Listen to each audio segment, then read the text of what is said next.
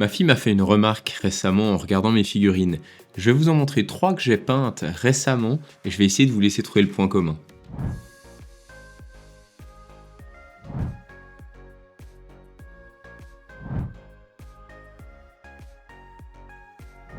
Et ouais, c'est que des mecs. Et ça, ma fille de 5 ans l'a pas loupé. Du coup, pour lui faire plaisir, je me suis lancé dans la création de 7 figurines. Et ce qui est cool, c'est que dans la boîte, il y a plusieurs visages, notamment un visage qui, selon ma fille, serait un visage féminin. Donc elle m'a dit, papa, fais cette figurine et tu utilises cette tête-là, je veux que tu peignes une fille une fois. Donc je vais le faire, mais vous savez quoi, moi je suis quelqu'un d'un petit peu taquin, du coup je lui réserve une petite blague et vous allez voir sa réaction à la fin de la vidéo. Et cette petite blague commence avec la première phase de création de cette figurine, à savoir le montage. Je vais vous expliquer ce que j'ai fait pour lui faire un petit prank. Comme très souvent, j'ai monté la figurine, mais pas intégralement, parce que pour moi, il y a certaines zones qui sont juste impossibles à peindre une fois que la figurine est montée dans son ensemble. Je pense par exemple à la cape. Pour moi, c'est juste impossible de peindre à l'intérieur de cette dernière si elle est fixée sur la figurine. Donc typiquement, je l'ai gardée de côté. Une fois que la figurine est plus ou moins montée, on arrive au fameux prank que j'ai fait pour ma fille. Donc ma fille, elle voulait vraiment un visage bien spécifique pour cette figurine.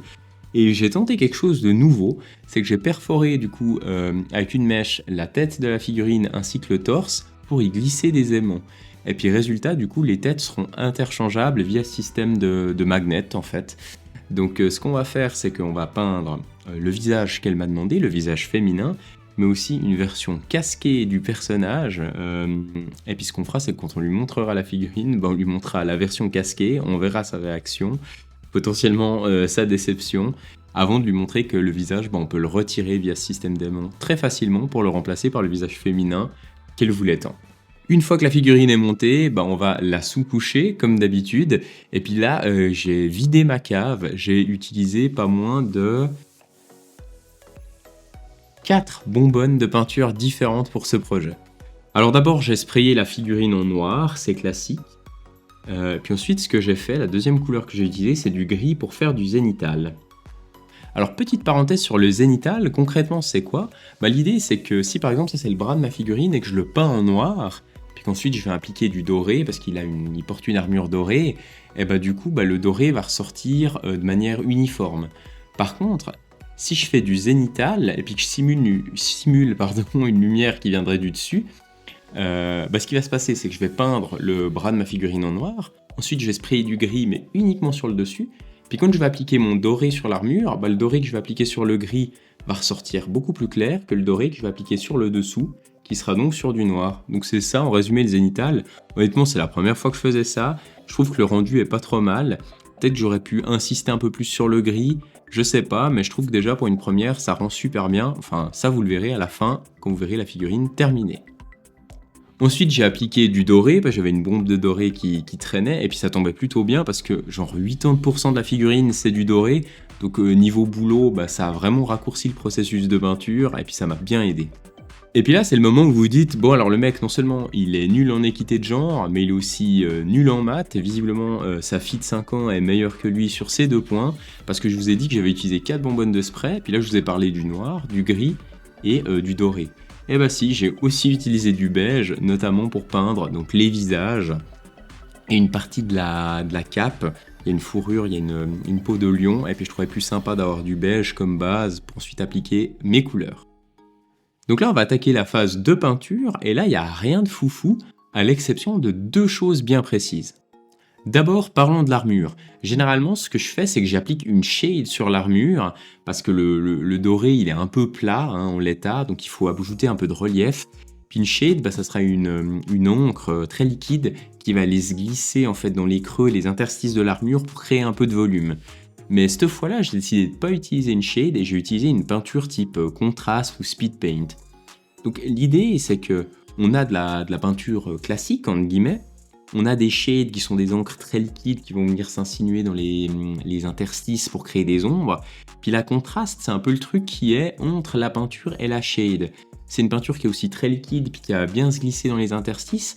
Mais en plus de ça, ce qu'elle va faire, c'est qu'elle va apporter pas mal de couleurs. Puis là, j'ai utilisé une shade brunâtre qui a apporté de la chaleur à l'armure dorée finalement, tout en allant se glisser en fait dans les différents interstices de l'armure, puis ça crée du volume qui est vraiment très sympa. Là, je vais vous montrer un peu ce que ça donne. C'est pas la même figurine, c'en est une autre, mais j'ai appliqué exactement la même technique. Donc là, on est sur Dante des Blood Angels. Puis l'idée, c'est que je l'ai sprayé avec une bombe dorée. Puis ensuite, ce que j'ai fait, c'est que j'ai appliqué ma peinture contraste. Puis là, on voit bien la différence. D'un côté, on a du doré pur. De l'autre côté, on a du doré avec du contraste. Puis ce que je fais, c'est que par-dessus, je fais un petit dry brush de nouveau avec du doré. Et puis ça va raviver un peu les zones qui sont les arêtes, les zones bien exposées. Puis les zones un peu plus... les interstices et toutes ces zones-là vont rester sombres. Puis ça crée un contraste qui est vraiment sympa et un rendu que j'adore, quoi. Deuxième point, un peu sympa au niveau de la peinture, la cape. Je trouve que le rendu est super. Je suis vraiment très fier de cette cape. Je m'en cache pas, clairement. Et pourtant, ça a été extrêmement simple de la peindre, en fait. Donc ce que j'ai fait, c'est que je l'ai d'abord peinte dans un rouge foncé, dans son ensemble. Puis j'ai fait du steeping, donc j'ai pris un rouge beaucoup plus clair, j'en ai gardé un tout petit peu sur mon pinceau, puis je suis venu tapoter en fait sur les zones qui étaient le plus exposées à la lumière. Puis c'est ce qui permet d'avoir un joli relief avec des zones exposées à la lumière qui sont bien plus lumineuses que les autres zones de la cape qui sont plus sombres en fait. Dernière étape, alors c'est bizarre, mais j'ai fini d'assembler la figurine. Généralement, ça c'est la première étape, mais vu que moi je la monte pas en entier, je finis l'assemblage à la fin.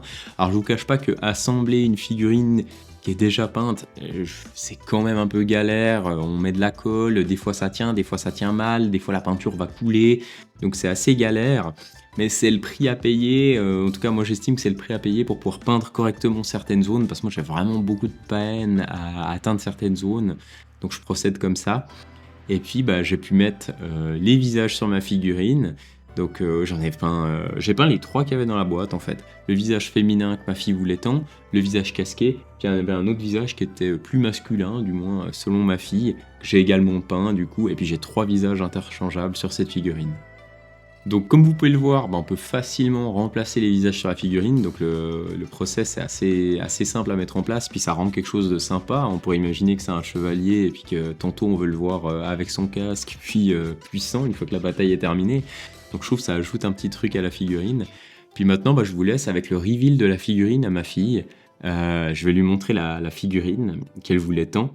Sauf que forcément, plutôt que de lui montrer la version qu'elle veut, avec le visage féminin qu'elle m'a tant demandé, je vais d'abord lui montrer la version casquée. On va voir sa réaction, puis après je lui montrerai qu'on peut facilement remplacer le visage pour lui montrer la version qu'elle voulait tant. Allez, je vous laisse avec la réaction de ma fille, et puis je vous dis à tout bientôt dans une nouvelle vidéo. Allez, ciao! Qu'est-ce que tu m'as dit quand tu regardais mes figurines? Que tu faisais toujours des garçons. Du coup, on a décidé de faire une guerrière, et t'as même pu choisir sa tête, c'est vrai? Oui. Tadam! Voilà le résultat! C'est pas la bonne tête. Ferme les yeux et regarde de nouveau. C'est mieux? Oui, c'est mieux, c'est mieux, c'est mieux.